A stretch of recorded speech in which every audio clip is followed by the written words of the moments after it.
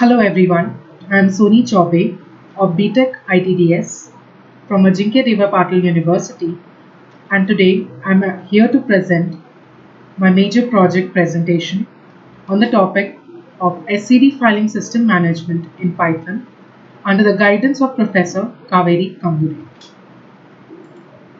So the content that we'll be covering through this presentation will include introduction, the existing system, flowchart, deployment of it in my project, advantages and disadvantages, conclusion, and references. But first let us understand what is SCD. SCD in its long term means slowly changing dimension. It is a very important concept in ETL and data warehousing in general. SCD is a dimension that stores and manages both current and historical data in a data warehouse.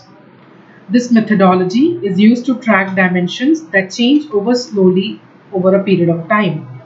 It could be an year, it could be some months, or some amount of years that could be used to track the historical data and the changes that occurs through them. There are various types of SCDs that I will be covering in the coming slides. So, there are, in general, SCD as a concept was introduced by Ralph Kimball in 2013, as per the papers I have read. Uh, he introduced majorly three types of SCD at the beginning, but later on three more versions were released. But they're not as that much in use as compared to the mainly three types. And the main three types I'll be explaining over here. So type 1 SCD is called overwriting. So in type 1, the new data is being overwritten over the existing one. The existing one that on which changes are being done, that's not stored anywhere, hence it's lost. So this is a default type of dimension creation, and you do not need to specify any additional information for type 1 SCD. Type 2 SCDs is creating another dimension record. So here in type 2 SCD is an important word because we retain the full history of values. What were the previous changes? What were the changes being done now? So the whole track record of a single record is being stored over a considerable amount of time. So when the value of a chosen attribute changes, the current record is closed, a new record is created and changed with the changed data values, and the new record becomes the current record. So each record contains effective time and expiration time to identify the time period between the record, that particular amount of record was active. Okay. Then there is type 3 SCDs. Now that is creating a current value field. So a type 3 SCD stores two versions of values for selected level of attributes. Each record stores the previous value and the current value of the selected attribute. So when the values of the selected attribute changes, the current value is stored as the old value and the new value becomes the current value. Now here we can understand through the small picture, like from the various dimension tables the key were taken, and as you can see, units sold and dollars sold are termed as measures. Now there are four dimension tables from which the keys were taken, and a sales fact table was created from them.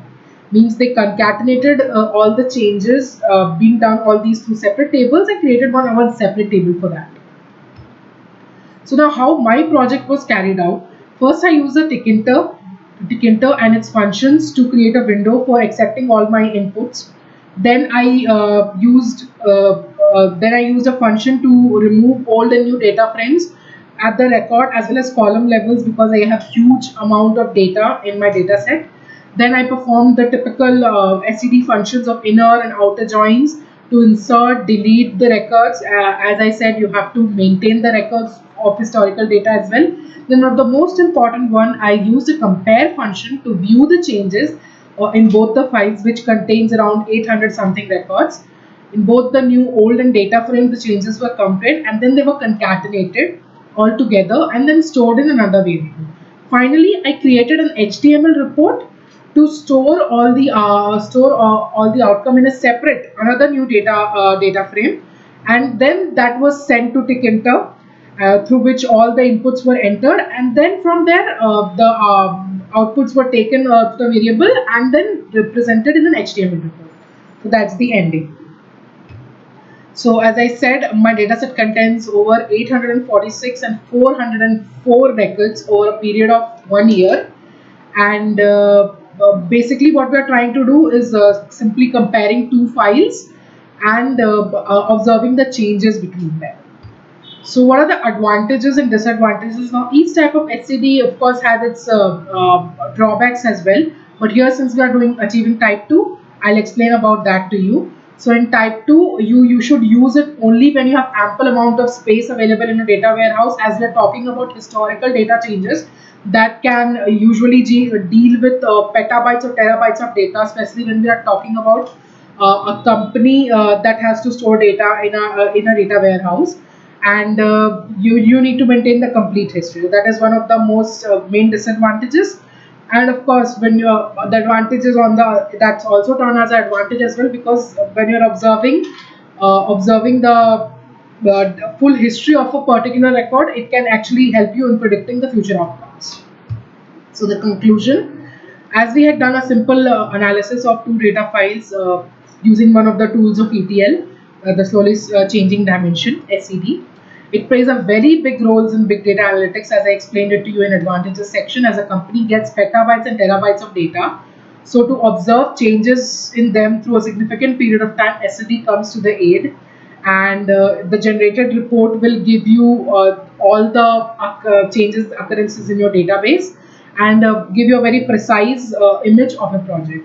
So analysis of historical data in data warehouses can contribute significantly toward future decision making. These were the references that I used for this presentation. That was all for today, and I would like to thank Ajinkya Deva Patil University for giving me the opportunity to present on this topic, and hope my this was entertaining and resourceful for you. Thank you so much.